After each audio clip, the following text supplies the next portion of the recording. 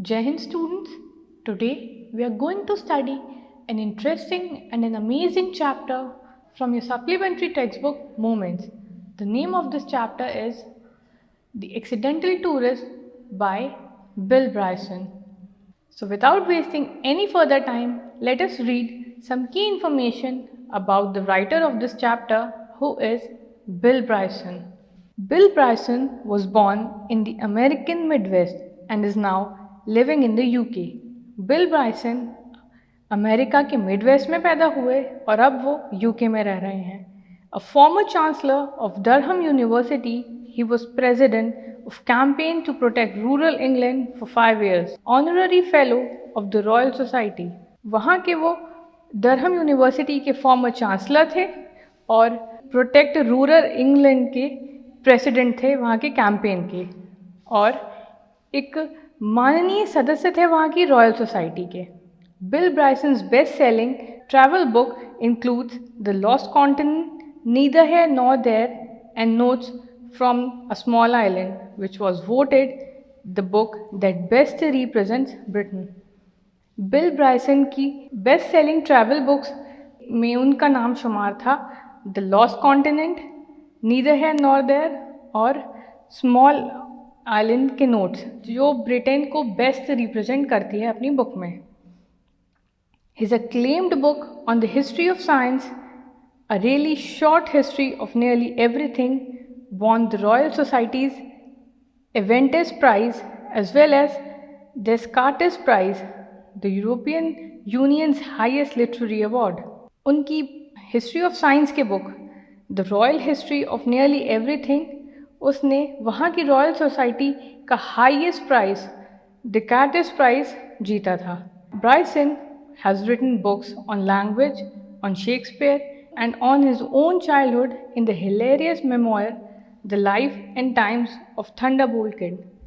ब्राइसन ने काफ़ी लैंग्वेजेस में बुक लिखी हैं. उन्होंने शेक्सपियर के बारे में भी लिखा है और अपने चाइल्डहुड को बहुत ही फ़नी तरीके से अपनी book the life and the times of the Thunderbolt kid में प्रेजेंट किया है. So now students, after understanding about the writer of this chapter, we shall go through the theme of the story here. The given story is about a clumsy man who panics a lot. ये जो story हम पढ़ने जा रहे हैं, ये एक clumsy आदमी के बारे में है, एक अनाड़ी आदमी के बारे में जो बहुत जल्दी घबरा जाता है. It teaches us the lesson that one should inculcate the values of self-control and patience and should try to improve on mindless things. इस स्टोरी को पढ़ने के बाद हमें ये समझ में आएगा कि हमें अपने सेल्फ कंट्रोल पे कैसे काम करना चाहिए और धैर्य के साथ अपने ज़िंदगी को बिताना चाहिए. One should cautious with his things and himself. एक इंसान को हमेशा अपने आसपास सतर्क रहना चाहिए. In this story the author offers himself up for laughter. इस स्टोरी में ऑथर ने अपने खुद के बारे में ही बताया है और अपने आप को एक हंसी का पात्र बना दिया.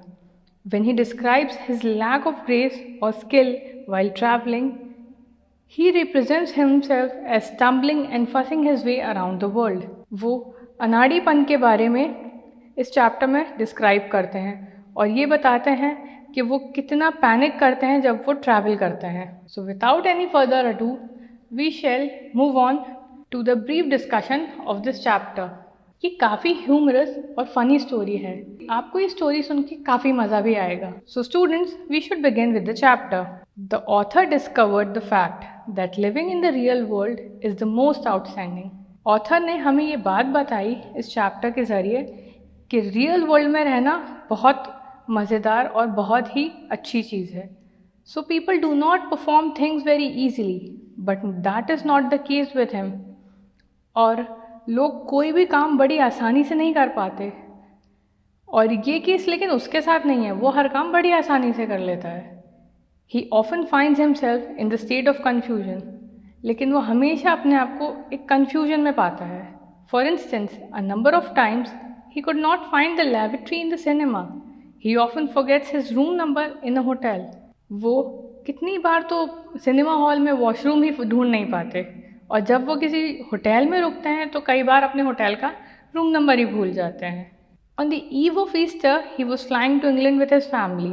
बाहर की कंट्रीज़ में काफ़ी फेस्टिवल सेलिब्रेट होते हैं और उनमें से एक ईस्टर है। ईस्टर के टाइम वो जब अपनी फैमिली के साथ इंग्लैंड फ्लाई कर रहे थे तब वो लोगन एयरपोर्ट बॉस्टन में उतरे एंड ही वॉज ट्रबल्ड और वो काफ़ी परेशान हो गए। His card was in his bag, the zip of the bag was not working properly. उनका जो कार्ड था वो उनके बैग के अंदर था और जो उनका बैग की जिप थी वो खुल ही नहीं रही थी। ही pulled the zip in an anger, the zip came of and all the things from the bag fail and spread over a large area. वो इतना तंग आ गए अपनी जिप से बैग की कि उन्होंने उसे गुस्से में पकड़ के खींच लिया और जब वो फट गया तो पूरे बैग का सामान ही बाहर गिर गया। He also got his finger injured due to the zip and blood was coming out of it. जब वो जिप खींच रहे थे उस वजह से उनकी उंगली में भी चोट आ गई और उनकी उंगली से खून भी निकलने लगा। Now we will discuss here some of his bad experience while flying. Once airplane he leaned down to tie up his shoelaces. एक टाइम की बात है जब वो एरोप्लेन में सफ़र कर रहे थे तो वो अपना शूलेस टाई करने के लिए झुके। He fell onto the floor. वो passenger threw his seat ahead. जब वो अपना शूलेस टाई करने के लिए झुके तो उनके आगे वाले पैसेंजर ने अपनी सीट आगे खींच ली और इस वजह से वो नीचे गिर पड़े। He had to catch the leg of the man to get himself in control. और अपने आप को गिरने से बचाने के लिए उन्होंने अपने साथी पैसेंजर का पैर पकड़ लिया। Once he knocked the glass of soft drink twice on a lady sitting beside him. और एक बार अपने साथ वाली लेडी के ऊपर उन्होंने 2 बार सॉफ्ट ड्रिंक गिरा दी गलती से। Now we will discuss here his worst experience in a flight. Once while flying he was writing his important thoughts in a notebook. एक बार जब वो एरोप्लेन में बैठे थे और ट्रैवल कर रहे थे तब उन्होंने सोचा कि क्यों ना मैं कुछ अपने इम्पॉर्टेंट थॉट्स नोटबुक में लिखता हूँ। The end of his pen was in his mouth और पेन का लास्ट पोर्शन उनके मुंह में था। He was discussing something with the lady sitting on the next seat और वो अपनी एक लेडी जो उनके बाजू में बैठी थी उससे कुछ डिस्कशन करने लगे। When he went to the lavatory, he was surprised to see his mouth, teeth, tongue and chin in navy blue color. जब वो वहाँ के वॉशरूम गए तब उन्होंने अपने आप को देखा और वो चौंक गए क्योंकि उनका पेन जो उनके मुंह में था वो लीक कर गया और उनका पूरा मुंह, उनके टीथ, उनकी टंग और उनका चिन पूरा ब्लू हो गया। It was the worst experience in a flight और वो उनकी फ़्लाइट का वर्स्ट एक्सपीरियंस था। वो बहुत ज़्यादा शर्मिंदा हुए। When the author is alone, he never eats or drink while traveling. Author जब भी अकेले होते हैं वो ना कभी कुछ खाते हैं ना पीते हैं। He sits quietly और वो शांति से अकेले बैठे रहते हैं। The author did not get his flyer miles because he couldn't find the card in time. एक टाइम की बात है जब ऑथर को उनका फ्लायर माइल नहीं मिल पाया। फ्लायर माइल्स एक तरह का प्रोग्राम होता है जो काफ़ी एरोप्लेन सिस्टम वाले लोग चलाते हैं ताकि अगर आप ट्रैवल करते वक्त सेम एयरलाइन को यूज़ करें तो वो आपको पॉइंट्स देंगे और आपका जो कार्ड है उसमें आपके नंबर्स इंक्रीज होते रहेंगे। He knew that others were flying first class to Bali with their air miles but he was unable to collect anything. उसे पता था कि उसके साथ वाले जो लोग हैं वो फर्स्ट क्लास में बाली के लिए ट्रैवल कर रहे हैं लेकिन वो कुछ कलेक्ट ही नहीं कर पाया। He must fly 1000 miles in a year but he was able to fly only 212 miles. उसके ऊपर मस्त था कि वो कम से कम 1 लाख माइल्स ट्रैवल करे एक ईयर में फ्लायर माइल्स के लिए, लेकिन वो सिर्फ 212 ही माइल्स से ट्रैवल कर पाता था। The airline clerk informed him that he was not entitled to them. और वहाँ के जो एयरलाइन क्लर्क थे उन्होंने उसे बताया वो उस फ्लायर माइल के लिए एंटाइटल्ड ही नहीं है। Once travelling to Australia he was told by the clerk that he was not entitled because the ticket was in the name of B. Bryson but the card was in the name of W. Bryson. एक बार जब वो Australia के लिए travel कर रहे थे तब वहाँ के क्लर्क ने उन्हें बताया कि वो उस कार्ड के लिए एंटाइटल्ड ही नहीं है, वो कार्ड उनको नहीं मिल सकता क्योंकि टिकट पे नाम है बी ब्राइसन और उनके कार्ड पे नाम है W Bryson. And he was unable to convince the clerk that Bill and William were hardly different. और वो क्लर्क को समझाने में बिल्कुल ही असमर्थ थे कि जो बिल और विलियम हैं वो दोनों एक ही इंसान हैं। Hence, the author didn't get his air miles and he won't fly to Bali in the first class। और इसी वजह से ऑथर को उसके एयर माइल्स नहीं मिल पाए और ना वो बाली जा पाए फर्स्ट क्लास में बैठ के। तो स्टूडेंट्स, आई होप आपको ये स्टोरी काफ़ी फ़नी और काफ़ी मज़ेदार लगी होगी। तो अब हम एक क्विक रिकैप करते हैं इस स्टोरी का फिर से कुछ मेन पॉइंट्स के रूप में। The first point is the author describes that he is easily confused। इस पॉइंट में हमें ये बताया जा रहा है कि जो ऑथर हैं वो काफ़ी आसानी से कंफ्यूज हो जाते हैं। The author has looked for the lavatory in a cinema many times। He also forget his room number in the hotel।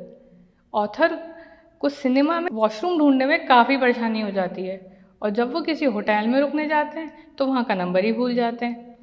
Once the author was on a trip to England, there was a mess all around at the airport due to the zip of his bag। एक बार जब author England के लिए travel कर रहे थे तब काफ़ी परेशानी हो गई थी उन्हें एयरपोर्ट पे क्योंकि उनके बैग की जिप ही नहीं खुली। Once traveling in a plane, he knocked the glass of cold drink twice on the lady sitting beside him। और एक बार जब वो प्लेन में ट्रैवल कर रहे थे तब धोखे से अपने साइड वाली लेडी के ऊपर उन्होंने 2 बार कोल्ड ड्रिंक गिरा दी। The worst incident occurred when he was traveling and writing something and the end of the pen was in his mouth and the pen started leaking, but he didn't know that। He was surprised to see his mouth, teeth, pen and tongue all over navy blue because of the ink। उनकी life का worst experience जो travelling के time पे हुआ था वो ये था, उन्हें आदत थी कि वो अकेले बैठ के कुछ ना कुछ लिखते थे और अपने मुंह में पेन डाल के वो अपनी साइड वाली लेडी से बातें करना चालू कर दी। और जब वो वहाँ से उठ के वॉशरूम गए तब वो अपने चेहरे को देख के हैरान हो गए क्योंकि उनका पूरा मुंह, उनके टीथ और उनकी ज़ुबान और उनके चिन पूरा ब्लू हो चुका था क्योंकि उस पेन की इंक ने लीक कर दिया। The author did not get his flyer miles because he could not find the card in time। Author को उन्हें उनका हवाई मील इसीलिए नहीं मिला क्योंकि उन्हें वो अपना कार्ड वक्त पे ढूंढ ही नहीं पाए। Once traveling to Australia, he was informed by the ticket clerk that his ticket was in the name of B Bryson and card was in the name of W Bryson। एक बार जब वो Australia के लिए travel कर रहे थे तब वहाँ के क्लर्क ने उन्हें ये बताया कि वो ट्रैवल नहीं कर सकते क्योंकि उनके टिकट पे बी ब्राइसन लिखा हुआ है और उनके कार्ड पे W Bryson. He was unable to convince the clerk that Bill and William were hardly different. और वो क्लर्क को राज़ी करने में असमर्थ हो गए थे कि बिल और विलियम में कोई फ़र्क नहीं है और दोनों एक ही इंसान के नाम है। So students, with this we end the chapter here, but we shall move on to the glossary part of the chapter to enrich your vocabulary। The first word of the chapter here is alley, which means a narrow passageway between or behind the buildings। First word यहाँ पर है alley। alley का मतलब होता है एक पतला सा रास्ता जो 2 बिल्डिंग्स के बीच में हो या 2 जगहों या रास्तों के बीच में हो। The next word is yanked, pulled with a jerk। यांग का मतलब होता है एकदम से किसी चीज़ को पकड़ के खींचना। The next word is concourse, the open central area in a large public building. Concourse का मतलब होता है एक बीच का बहुत बड़ा सा एरिया एक पब्लिक बिल्डिंग में। जैसे कि हमने स्टोरी में देखा कि उनका जो जिप था वो एयरपोर्ट पे खुल गया और वो बहुत ही बड़ा एरिया था जहाँ उनका पूरा सामान गिर पड़ा। The next word is disgorging, which means discharging. Discharging का मतलब होता है किसी भी चीज़ का निकलना या लीक होना, जैसे कि हमने उनके पेन वाले इंसिडेंट में सुना। The next word is exasperation, which means irritation. Exasperation का मतलब होता है इरिटेशन, मतलब गुस्सा आना या उलझना। The next word is suave. suave means sophisticated या polite. suave मतलब होता है पोलाइट होना, हम्बल होना और एक ग्रेस को मेंटेन करना. The last word of glossary part is seismic event, means usually an earthquake. seismic event का मतलब होता है जैसे कि कोई डिजास्टर आना, मतलब यानी earthquake. Now with this we end the glossary of this chapter and now we shall move on to the. So students, I hope कि आपको ये चैप्टर बहुत अच्छा और बहुत फ़नी लगा होगा और हमने ये भी सीखा होगा कि ऐसी चीज़ें जो हमारे ऑथर के साथ हुई उनकी लाइफ में ट्रैवल करते वक्त आम तौर पे हर इंसान के साथ कुछ ना कुछ ऐसा ज़रूर होता है. और हमने ये भी जाना कि ऑथर ने अपने आप को ही मेन लीड में रख के कितने फ़नी एक्सपीरियंसेस हमारे साथ शेयर करे. So saying this, I end this chapter and discussion here. Stay safe. Jai Hind.